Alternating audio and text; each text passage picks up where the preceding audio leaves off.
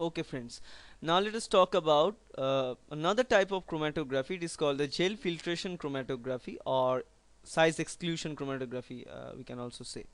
So why this gel filtration chromatography is been done? Because again, the chromatography, as it is a chromatographic technique, chromatography techniques are being done to separate our protein of our interest from a mixture of proteins. So again, we have a mixture of protein. In those mixture of a protein, there are different properties of a protein which helps us to identify that protein from the mixture of a protein and to separate them out.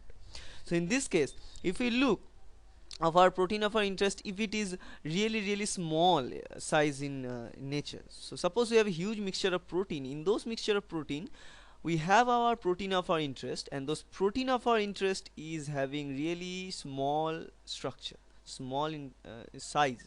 So we'll use the size exclusion chromatography, or in this case is a gel filtration chromatography, to separate this small size protein out from the mixture of big size proteins. So how can we do this? In those case only we separate these proteins using, again we have to take a column, but this is a kind of column chromatography, but we'll use different types of beads to make the column, uh, which helps us to separate proteins according to their size, not by their charge.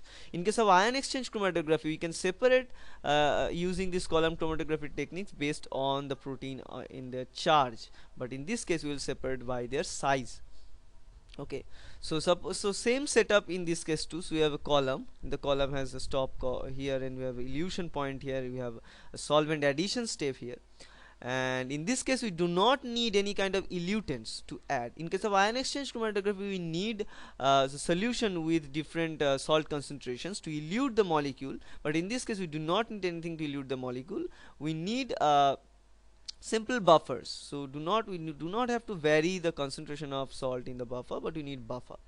Okay, because all this type of chromatographic techniques we need buffer. We cannot do cannot proceed with water, so we need buffer, because in all of the systems in biological nature, all the systems has been set up in buffer solutions, because buffer is giving us the isoelectric point of stabilization. Okay, now here we have this column. We make the column with such a beads. Those beads are interacting with each other, they are cross linking with each other in such a wave like manner that they finally make small pores among them. So in this picture you can easily see, so these are the bead molecules, and among them they have small pores. These pore regions are having a particular, they are acquiring a particular volume in this whole column, and also these beads are acquiring a particular volume in this whole column.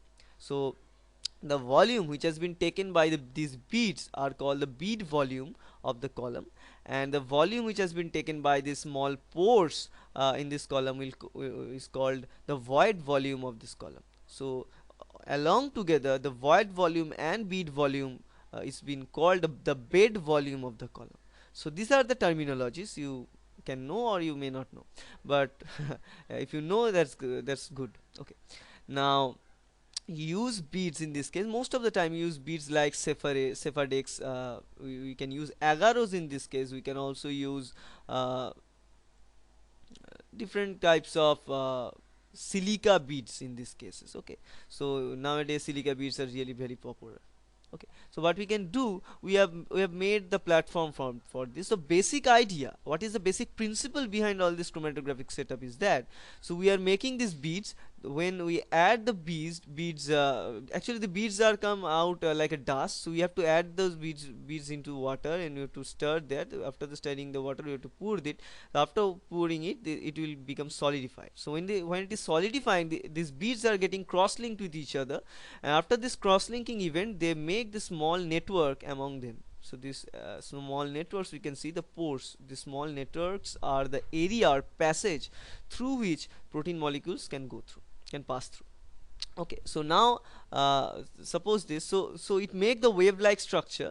So in this wave like structure, there are small pores. In through the small pores, only small size protein can enter. So the proteins having the smaller size can enter the small pores, and there are large even areas in this case that cannot be occupied by these beads like that. Okay, So what happens, if we when you add the solvent along with this, we can see this is the bead, it's a picture of bead, and you can see here this is the bead pore. It's a mesh network of the bead, and this network of the bead, we can see there are small pores, and through these small pores only smaller proteins can enter, but the large proteins, in this case which is denoted with blue, these large proteins cannot enter this small pore. But one thing you should know that through this large area which we can find this in this surrounding place, through which both of the proteins can elute, the huge proteins and the small proteins, both of the proteins can elute, because if the area is large, then anybody can go through, but if the area is small, that only small molecules can go through. That's the idea, so keep in mind. So what happens when you add the solvent along with this, suppose in this mixture we have two different proteins, we have to separate this small size protein which is denoted with red ball, so we have to separate this red. So when you add them to, we have blue and red color protein. So what happens, as the red is having a smaller size, it will be trapped in this network, so you have to go through these small pores. So the small molecule try to enter the small pores, according to the gravitational force it has to move on. So when it enters into the small pores, there is no way out of the small pores and come into the large area and passes through.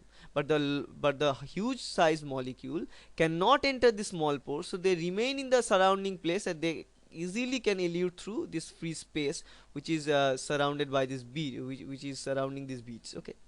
So what happens, as the huge protein molecule cannot enter the small pores, so it will elute faster, so it will come through at the elution point really faster.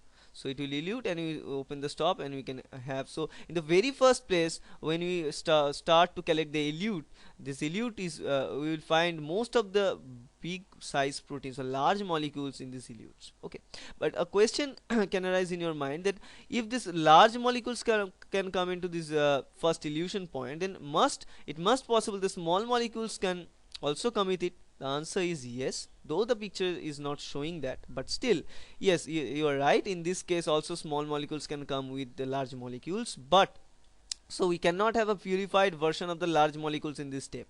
Remember, the basic idea is to separate small size protein. So of our protein of interest is in this case small size protein. So we need to purify the small size protein, not the large one. So if we have any impurity in them, so it's fine, but we need pure fraction of collection in case of small molecules. So in this case, after some time, because as the small molecules enter this small pore, so it needs harder time, it needs much more time to pass through all these channels, what we call the void volume passage, and finally reach into the elution point. And when it reaches the elution point, after several times, we'll separate it. So the separation is based on the time limit. So after the elution start, we have 10 minutes, then 30, then 40, then 60, then 115 hour, and then this is the way how we can separate. So it's based on the time. We need to we need to set up all this experiment, we need to set back, and we need to elute after particular time, after particular time limit. Then we can finally find these molecules eluting from this column. Then we take the small molecule, and how we can get, so amount of solute by this volume of effluent. That's how we can have this. Okay, now another terminology I must say in this case is called the exclusion limit. What is called the exclusion limit? Exclusion limit is the limit of the size of the smallest molecule that cannot enter into this bead. So when you set up a bead, we need to have some characteristic about that bead. So what is the exclusion volume of the bead? What is normal void volume of the bead when it is being polymerized? Normally what happens, it depends on the polymerization rate or polymerization type, but still it has something to do with that. So the exclusion limit of a bead, it means the restriction of the smallest size or volume of the molecule which cannot enter to this bead passage is called the exclusion limit or exclusion volume of the bead. Okay, so that's all, and I hope that's going to help you. Thank you.